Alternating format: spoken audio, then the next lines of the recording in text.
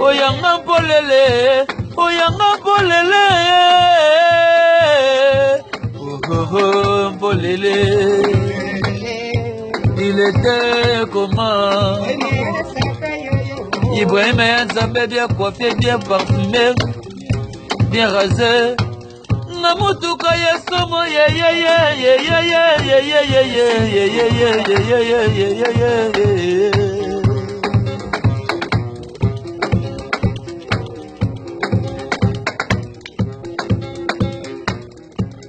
Moya kotele presa Ibrahim bala bambudi fudia makemi bilai la wanga maka matala wanga babalia makona paka kala bilai pesi solo bala bambudi fudia mama yeye mama wawa mama yeye mama wawa mawa asa moya kotele presa Ibrahim Mamkia Fonde, la conchati antele ye, mama la mama Charlotte ye, pesa tango ye, Nzambe. Ibrahim alata, tani temwe, manala neba lana ye, pesa tango ye, Nzambe na nyoso wo. Awe, Ibrahim ya Nzambe na nyoso.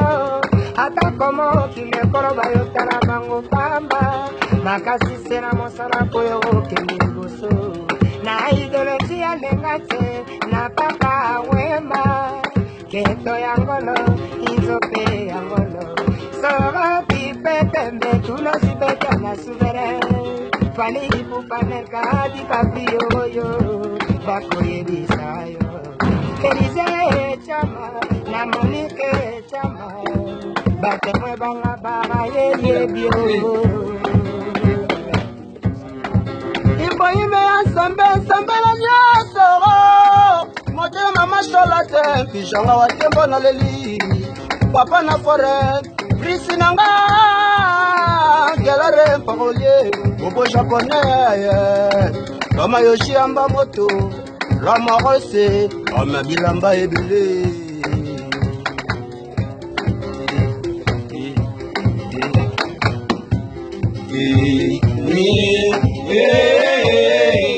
Eba papa, eba mama, eba yaya, basibe mi bayo, koyo kara, iya kongo ya fuwache onole Ibrahim, reza Ibrahim, l'homme qui a conduit à Cocha directeur.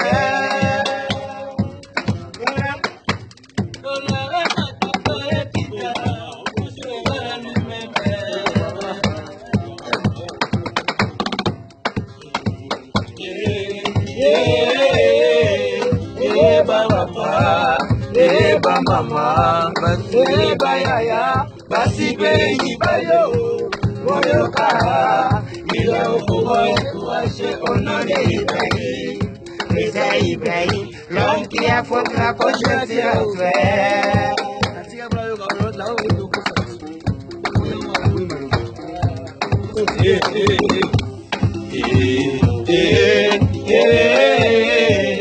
Eba papa, eba mama, eba yaya, basi beni bayo, moyo ka, ili aukumoe kuwashe onore Ibrahim, Reza Ibrahim, l'homme qui a fondé la Cocha directeur.